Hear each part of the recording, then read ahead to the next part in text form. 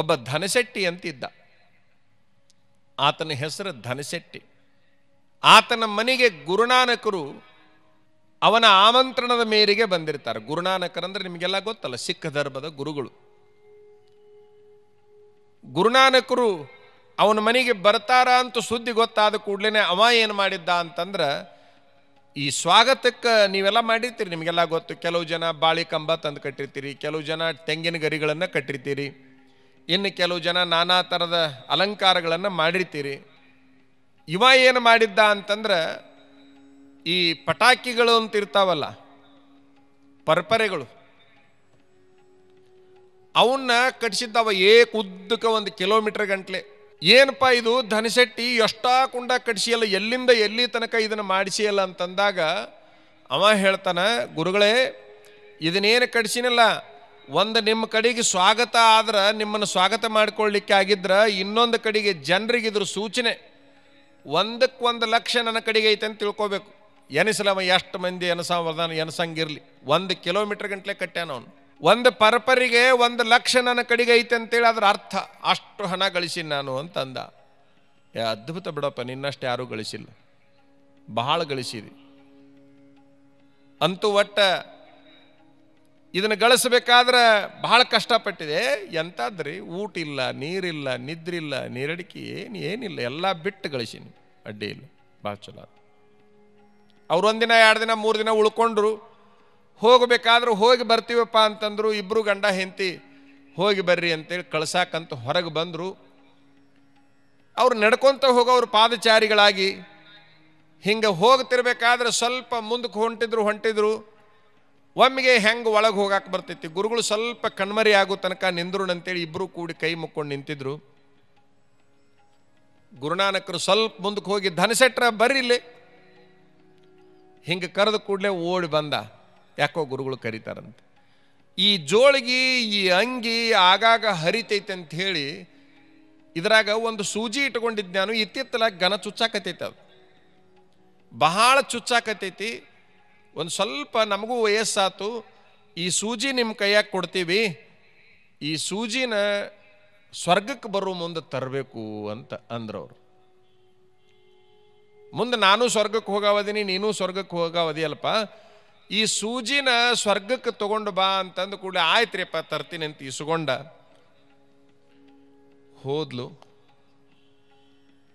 ಹೋದ. ಆಕಿ ಕುತೂಹಲ, ಎದಕ್ಕೆ ಕರೆದಿದ್ದರಿ ಗುರುಗಳು? ಏನಿಲ್ಲ, ಅವ್ರ ಹತ್ರ ಸೂಜಿತ್ತಂತ ಬಟ್ಟೆ ಹೊಲ್ಕೊಳಕ್ಕೆ ಇಟ್ಕೊಂಡಿದ್ದು, ಅದು ಸ್ವರ್ಗಕ್ಕೆ ಹೋಗೋ ಮುಂದೆ ತಗೊಂಬಾ ಅಂತ ಹೇಳ್ಯಾರ, ಭಾಳ ಚುಚ್ಚಾಕತ್ತಿತ್ತಂತ. ಇಸ್ಕೊಂಡು ಬಂದ್ರಿ ನೀವು? ಹಾಂ, ಇಸ್ಕೊಂಡು ಬಂದೆ. ಬುದ್ಧಿಗಿದ್ದೈತೆ ಅಂದ್ಲಾಕಿ. ಸ್ವಲ್ಪ ಏನಾರು ಬುದ್ಧಿಗಿದ್ದೈತೆ? ಸ್ವರ್ಗಕ್ಕೆ ಸೂಜಿ ಒಯ್ಯಕ್ಕೆ ಬರ್ತೈತೆ? ಸೂಜಿ ಅಲ್ಲ, ಸೂಜಿ ತುದಿ ಏನಿರ್ತೈತಲ್ಲ ಮುಂದೆ ಚುಚ್ಚೋದು, ಆ ತುದಿನೂ ಒಯ್ಯಕ್ಕೆ ಆಗಂಗಿಲ್ಲ, ಅಷ್ಟು ತಿಳಿಯಂಗಿಲ್ಲ ನಿನಗೆ. ಹಾಗೆಲ್ಲ ದೊಡ್ಡವರಿಗೆ ಮಾತು ಕೊಡಬಾರ್ದು, ಹೋಗಿ ಹೊಳೆ ಕೊಟ್ಬಹು. ಹೌದಲ್ಲ, ನೀ ಹೇಳಿದ ಮೇಲೆ ತಿಳಿತು ನನಗೆ. ಓಡಿ ಹೋದ. ಗುರುಗಳ ಈ ಸೂಜಿನ ತರಕ್ಕೆ ಆಗೋದಿಲ್ರಿ ನನಗೆ ಸ್ವರ್ಗಕ್ಕೆ, ನಾವು ಸತ್ತ ಮೇಲೆ ಏನೂ ಒಯ್ಯಂಗಿಲ್ಲ ಅಂತ ನಾನು ಹೆಂಡ್ತಿ ಹೇಳಿದಳ್ರಿ, ಅವಾಗ ನಂಗೆ ತಿಳಿತ್ರಿ, ಹಂಗಾಗಿ ಇದನ್ನು ಒಲ್ರಿ ತಗೋರಿ ಅಂತ ಕೊಡಕ್ಕೆ ಹೋದ.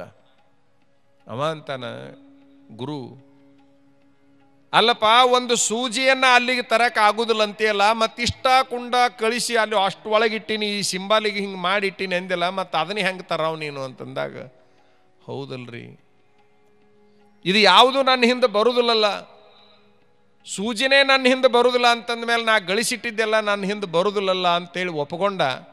ನೋಡು, ನೀನು ಗಳಿಸಿದ್ದರ ಸಾರ್ಥಕತೆ ಆಗಬೇಕಾಗಿತ್ತಂದ್ರೆ, ನಿನ್ನ ಜನ್ಮ ಸಾರ್ಥಕತೆ ಆಗಬೇಕಾಗಿತ್ತು ಅಂತಂದ್ರೆ, ಅದನ್ನೆಲ್ಲ ಶಾಲೆ ಕಟ್ಸು, ಕಾಲೇಜ್ ಕಟ್ಸು, ಹಾಸ್ಟೆಲ್ ಮಾಡು, ಆಸ್ಪತ್ರೆ ಮಾಡು, ಎಲ್ಲರ ಬಾಯಾಗ ಹೊಗಳಿಕೆ ಒಳಗೆ ಬರ್ತೀಯಲ್ಲ, ಎಲ್ಲರೂ ನಿನ್ನ ಪ್ರೀತಿ ಮಾಡ್ತಾರಲ್ಲ, ಅದೇ ನಿನ್ನ ಪಾಲಿನ ಸ್ವರ್ಗ ಆಕೈತಪ್ಪ. ಇದನ್ನ ಈ ರೀತಿ ದುಂಡುಗಿಡದ್ರೊಳಗೆ ಅರ್ಥ ಇಲ್ಲ ಅಂತ ಹೇಳ್ತಾರೆ. ಅವತ್ತ ನಿರ್ಣಯ ಮಾಡಿದ, ನಾನಾ ಥರದ ಸಮಾಜಕ್ಕೆ ಉಪಯೋಗ ಆಗುವಂತಹ ಕೆಲಸಗಳನ್ನು ಮಾಡಬೇಕು ಅಂಥೇಳಿ. ಮೊನ್ನೆ ಕಾಶಿ ಒಳಗೊಬ್ಬ ಪ್ರಾಣ ಬಿಟ್ಟ ಪುಣ್ಯಾತ್ಮರೇ. 400 ಕೋಟಿ ಒಂದು ಒಟ್ಟು ಸಂಪತ್ತು. 400 ಕೋಟಿ ರೂಪಾಯಿನ ಮಕ್ಕಳ ಹೆಸರಲ್ಲಿ ಹೆಚ್ಚಾನ, ಎಲ್ಲರ ಹೆಸರಲ್ಲಿ ಹಚ್ಚಿಬಿಟ್ಟಾನ. ಏನು ಮಾಡ್ಬೇಕು ನಾ ತಗೊಂಡಂತ ಹಚ್ಚಿದ್ರೆ ಆಶ್ಚರ್ಯ ಅಂತಂದ್ರೆ, ಅವನ ಮಣ್ಣಿಗೆ ಯಾರೂ ಬರಲಿಲ್ಲ.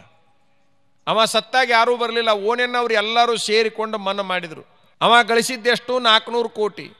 ಎಲ್ಲದನ್ನು ಮಕ್ಕಳಿಗೆ ಹಂಚ್ಯಾನ, ತನಗಾಗಿ ಏನೂ ಬೇಡ ಅಂತೇಳಿ ತೀರ್ಮಾನ ಮಾಡ್ಯಾನ.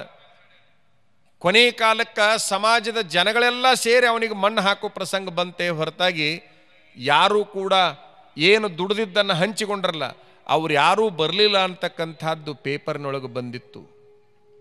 ಅದಕ್ಕೆ ಬಸವಣ್ಣವರಂತಾರ, ಪಾಪಿಯ ಧನ ಪ್ರಾಯಶ್ಚಿತಕ್ಕಲ್ಲದೆ ಸತ್ಪಾತ್ರಕ್ಕೆ ಸಲ್ಲುವುದೇ, ನಾಯಿಯ ಹಾಲು ನಾಯಿಗಲ್ಲದೆ ಪಂಚಾಮೃತಕ್ಕೆ ಸಲ್ಲುವುದೇನಯ್ಯ. ಎಂತಹ ಮಾತು! ಪಾಪಿಗಳ ದುಡ್ಡು ಪಾಪಕ್ಕನೇ ಹೋಗ್ತದೆ ಹೊರತಾಗಿ ಅದು ಪುಣ್ಯದ ಕೆಲಸಕ್ಕೆ ಬರೋದಿಲ್ಲ ಅಂತ ಹೇಳ್ತಾರೆ. ಹೆಂಗ ನಾಯಿಯ ಹಾಲು ಪಂಚಾಮೃತ ಅಭಿಷೇಕಕ್ಕೆ ಯಾರೂ ಬಳಸೋದಿಲ್ಲ. ನಾಯಿಯ ಹಾಲು ಎದಕ್ಕಪ್ಪ ಅಂದ್ರೆ ನಾಯಿ ಮರಿಗೆನ ಉಪಯೋಗ ಹೊರತಾಗಿ ಯಾರಿಗೂ ಉಣ್ಣಕ್ಕೆ ಉಪಯೋಗ ಅಲ್ಲ, ಅಭಿಷೇಕಕ್ಕೂ ಉಪಯೋಗ ಅಲ್ಲ. ಕೆಲವು ಜನರ ಸಂಪತ್ತಿ ಹೆಂಗಾಗೈತಪ್ಪ ಅಂತಂದ್ರೆ ನಾಯಿ ಮೊಲೆ ಒಳಗಿನ ಹಾಲು ಆದಂಗಾಗೈತಿ. ಅದು ಎಲ್ಲೂ ಕೂಡ ಸತ್ಪಾತ್ರಕ್ಕೆ ಸಲ್ತಾ ಇಲ್ಲ, ಸದ್ವಿನಿಯೋಗಕ್ಕೆ ಆಗ್ತಾ ಇಲ್ಲ. ಆಧ್ಯಾತ್ಮದೊಳಗೆ ಬಹಳ ಅದ್ಭುತ ಮಾತುಗಳು ಬರ್ತಾವೆ. ಒಬ್ಬ ಬರಿತಾನ, ನೊಣಗಳಂತಿರ್ತಾವಲ್ಲ, ನೊಣ ಇಲ್ಲಿ ಬಹಳ ಸ್ವಚ್ಛ ಐತಿ, ಇಲ್ಲಿ ಒಂದು ನೊಣ ಇಲ್ಲ. ಕೆಲವು ಕಡೆಗೆ ನೊಣ ಇರ್ತಾವ. ಆ ನೊಣ ಹೆಣದ ಹತ್ರ ಆದರೂ ಹೊಕ್ಕವಂತ, ಜಿಪ್ಪನ ಹತ್ರ ಒಟ್ಟ ಹೋಗುದಿಲ್ಲ ಅಂತಾವು. ಎಲ್ಲಿ ಹೊಕ್ಕವ? ನೊಣಗಳು ಹೆಣ ಇರ್ತಾವಲ್ಲ ಸತ್ತವ್ರು, ಆ ಹೆಣದ ಹತ್ರ ಬೇಕಾದಷ್ಟು ಹೋಗಿ ಸುತ್ತಾಡ್ತಾವಂತೆ, ಇಲ್ಲಿ ಒಂದಿಟ್ಟು ಏನಾರು ಸಿಕ್ಕಿತ್ತು ಅಂತೇಳಿ. ಆದರೆ ಜಿಪ್ಪನ ಹತ್ರ ತಪ್ಪಿನೂ ಕೂಡ ಹಾಯಂಗಿಲ್ಲ ಅಂತ. ಅವೇನ್ರಿ ಹೊಡ್ಕೊಂತ ಕುಂದ್ರವ, ನಮ್ಮನೇನು ಬರಗೊಡ್ತಾನ ಅಂತೇಳಿ. ಹಿಂಗಾಗೋದು ಬೇಡ. ಹಂಗಂತೇಳಿ ನಾವು ದಾನ ಮಾಡ್ರಿ ಅಂತ ಹೇಳಕತ್ತೀವಿ ಅಂದಾಕ್ಷಣ ಅಷ್ಟು ಕೊಟ್ಟು ಬಿಡ್ರಿ ಅಂತ ಹೇಳಂಗಿಲ್ಲ. ಸರ್ವಜ್ಞ ಒಂದು ಬಹಳ ಚಂದ ವಚನ ಹೇಳ್ತಾನೆ. ಸೊಡರೆನ್ನೆ ತೀರಿದರೆ ಕೊಡನೆತ್ತಿ ಎರವೆರೆ, ಕೊಡಬೇಡ ಕೊಡದೇ ಇರಬೇಡ, ಧರ್ಮ ಬಿಡಬೇಡ ಎಂದ ಸರ್ವಜ್ಞ. ಎಂತಹ ಮಾತು! ಈಗ ನಿಮ್ಮ ಮನೆ ಮುಂದೆ, ನಿಮ್ಮ ಮನ್ಯಾಗ ದೇವ್ರು ಇರ್ತಾವ. ಆ ದೇವ್ರ ಮುಂದೆ ದೀಪ ಹಚ್ಚಿಟ್ಟಿರ್ತೀರಿ. ದೀಪ ಹಚ್ಚಿಟ್ಟಿರ್ತೀರಲ್ಲ, ಅದಕ್ಕೆ ಸೊಡರು ಅಂತಾರ. ಅದರೊಳಗಿನ ಎಣ್ಣೆ ಖಾಲಿ ಆತಂದ್ರೆ, ದೀಪದೊಳಗಿನ ಎಣ್ಣೆ ಖಾಲಿ ಆತು ಅಂತಂದ್ರೆ, ಸೊಡರೆಣ್ಣೆ ತೀರಿದರೆ, ಒಂದು ಕೊಡ ಎಣ್ಣೆ ಐತೆ ಅಂತ ಇಟ್ಕೊಳ್ರಿ, ಒಂದು ಡಬ್ಬಿ ಎಣ್ಣೆ ಐತಿ ನಿಮ್ಮ ಮನೆಯೊಳಗೆ ಅಂತಂದ್ರೆ, ಆ ಕೊಡನ ತಗೊಂಡು ಬಂದು ಹಿಂಗೆ ಬಗ್ಗಿಸ್ತೀರೇನು? ಡಬ್ಬಿನ ತಗೊಂಡು ಬಂದು ದೀಪಕ್ಕೆ ಬಗ್ಗಿಸ್ತೀರೇನು? ಇಲ್ಲ. ಏನು ಮಾಡ್ತೀರಿ? ಒಂದು ಚಮಚದೊಳಗೆ ಒಂದು ಈಟು ತಗೊಂಡು ಬಂದು ದೀಪ ಮುಂದೆ ಉರಿಲಿ ಅಂತ ಹೇಳಿ ಅದನ್ನು ಎಣ್ಣೆ ಹಾಕೋ ಪ್ರಯತ್ನ ಮಾಡ್ತೀರಿ. ಸೊಡರೆಣ್ಣೆ ತೀರಿದರೆ ಕೊಡನೆತ್ತಿ ಎರವೆರೆ, ಕೊಡಬೇಡ ಕೊಡದೇ ಇರಬೇಡ. ಎರಡೂ ಹೇಳ್ತಾನೆ. ಮೊದಲನೇದ್ದ ಕೊಡಬೇಡ ಅಂತ ಹೇಳ್ತಾನೆ ಸರ್ವಜ್ಞ, ಖುಷಿಯಾಗಲಿ ಉಂಗಂತೇಳಿ. ಕೊಡಬೇಡ ಕೊಡದೇ ಇರಬೇಡ, ಧರ್ಮ ಬಿಡಬೇಡ ಎಂದ ಸರ್ವಜ್ಞ. ತಿಳಿದು ನೋಡಿ ಕೊಡುವಂತಹ ಪ್ರಯತ್ನವನ್ನು ಮಾಡಬೇಕು, ಒಳ್ಳೆಯ ಕೆಲಸಕ್ಕೆ ಸದ್ವಿನಿಯೋಗ ಆಗುವಂಗೆ ಮಾಡಬೇಕು ಅಂತಕ್ಕಂತಹ ಮಾತನ್ನು ಹೇಳ್ತಾರೆ. ಆ ಕೊಡೋದ್ರೊಳಗೆ ನಂದು ಅನ್ನುವಂಥ ಭಾವ ಇರಬಾರ್ದು, ಅಷ್ಟ ನಿಸ್ವಾರ್ಥ ಇರಬೇಕು. ಇದೇನು ದಾನ ಅನ್ನೋ ಶಬ್ದ ಐತಲ್ಲ, ಇದು ನೀನು ಕೊಟ್ಟಿದ್ದನ್ನು ಹೊಳ್ಳಿ ಪ್ರತಿಫಲಾಪೇಕ್ಷೆ ಇರಲಾರ್ದಂಗೆ ಅದನ್ನು ಕೊಡುವಂತಹ ಪ್ರಯತ್ನವನ್ನು ಮಾಡಬೇಕು. ಅದರ ಮೋಹವನ್ನು ಅಳೆದು ಬಿಡಬೇಕು. ಏನು ಕೊಟ್ಟಿರ್ತಿ ಅದರ ನೆನಪು ನಿನಗಿರಬಾರ್ದು. ಆದ್ರೆ ಒಂದು ಸತ್ಯ, ಕೊಟ್ಟವನಿಗೆ ನೆನಪಿರಬಾರ್ದು, ಇಸುಗೊಂಡವನಿಗೆ ಎಂದೂ ಮರು ಹಾರಬಾರ್ದು. ಅವ ಇಸುಗೊಂಡವ ಯಾವಾಗಲೂ ನೆನಪಿನಾಗ ಇಟ್ಕೊಂಡಿರ್ಬೇಕು, ಅಂದ್ರೆ ಅದು ದಾನ ಆಗ್ತೈತಿ. ಇಸುಗೊಂಡವ ಮರಿಬಾರ್ದು, ಕೊಟ್ಟವ ನೆನಪಿನಾಗ ಇಟ್ಕೊಳ್ಬಾರ್ದು. ಅದು ನಿಜವಾದ ದಾನ. ನನ್ನದು ಅನ್ನುವಂತಹ ಭಾವ ಅಲ್ಲಿ ಬರಬಾರ್ದು, ನಂದೇನೈತೆ ಅನ್ನುವಂಥ ಭಾವ ಬರಬೇಕು. ಇದೇ ಊರಿನೊಳಗೆ ಹುಟ್ಟಿರ್ತಕ್ಕಂಥ ರುದ್ರಮ್ಮ, ವೀರೇಶ್ವರ ಶರಣರ ಮಗಳು, ಮಹಾನ್ ಆಧ್ಯಾತ್ಮದ ಶಿರೋಮಣಿ ಆಕೆ ರುದ್ರಂ ತಾಯಿ. ಬಹಳ ಮಂದಿ ರುದ್ರಂ ತಾಯಿನ ನೋಡಿದವರು ಇಲ್ಲಿ ಅದಿರಿ, ನಾವೇನು ನೋಡಿಲ್ಲ. ಆದರೆ ರುದ್ರಂ ತಾಯಿ ಬಗ್ಗೆ ಬಹಳಷ್ಟು ಕೇಳಿದೀವಿ. ರುದ್ರಂ ತಾಯಿ ಹಿಂಗ ಭಕ್ತರ ದರ್ಶನಕ್ಕೆ ಕುಂತ್ಕೊಂಡ್ಲು ಅಂತಂದ್ರೆ, ಏನು ಎಲ್ಲರೂ ಹಣ್ಣು ಕಾಯಿ ತಟ್ಟಿ ಕಾಣಿಕ, ಕೆಲವು ಮಂದಿ ಬಟ್ಟಿ ಗಿಟ್ಟಿ ಏನು ತಮ್ಮದು ಶಕ್ತಿಯಾನುಸಾರ ತಗೊಂಡು ಬರ್ತಿದ್ರಲ್ಲ, ಇನ್ನೂ ರುದ್ರಂ ತಾಯಿ ಹೊರಗೆ ಬರೋಕ್ಕಿಂತ ಮೊದಲು ಎಲ್ಲರೂ ಅಲ್ಲಿ ಮುಂದೆ ಇಟ್ಕೊಂಡು ಕುಂದಿರ್ತಿದ್ರಂತೆ. ಅವ್ರವ್ರು ತಂದಿರ್ತಕ್ಕಂಥದ್ದನ್ನು ಮುಂದೆ ಇಟ್ಕೊಂಡು ಕುಂತ್ಕೊಂಡು ಏನು ಮಾಡ್ತಿದ್ಲು ರುದ್ರಮ್ಮ ಬಂದು ಕುಂತ ಮೇಲೆ ಅಂತಂದ್ರೆ, ಇದು ಯಾರ್ದು ಅಂತಿದ್ಲು. ಮುಂದೇನು ಇಟ್ಕೊಂಡು ಸಾಲಾಗ ಕುಂತಿರ್ತಿದ್ರಲ್ಲ, ಇದು ಯಾರ್ದು ಅಂದ ಕೂಡ್ಲೇನೆ ಅದು ನಿಮ್ದರಿ ಯವ್ವ ಅಂತ ಯಾರು ಅಂತಾರಲ್ಲ ಅದನ್ನು ತೊಗೊಂತಿದ್ಲು. ಹಿಂಗೆ ಅದು ನಿಮ್ದರಿ ಅಂತ ಯಾರು ಬಾಯಾಗಿ ಬರ್ತೈತಲ್ಲ ಅದನ್ನು ತೊಗೊಂತಿದ್ಲು. ಯಾವರ ಬಾಯಿ ತಪ್ಪಿ ಅದು ನಂದ್ರಿ ಅಂದು ಅಂತಂದ್ರೆ ಆಯಿತು, ಒಳ್ಳೇದಾಗಲಿ, ತೊಗೊಂಡು ಹೋಗೋದನಂತೇಳಿ ಅಂತಿದ್ಲು. ಜೀವನದೊಳಗೆ, ಇಡೀ ರುದ್ರಮ್ಮನ ಜೀವನದೊಳಗೆ ನಂದು ಅಂತ ಯಾರ ಬಾಯಾಗ ಬಂದಿರ್ತೈತೆ ಅವ್ರದನ್ನು ಒಂದು ನಯಾಪೈಸೆ ಮುಟ್ಟಿದಾಕೆಲ್ಲ ರುದ್ರಮ್ಮ.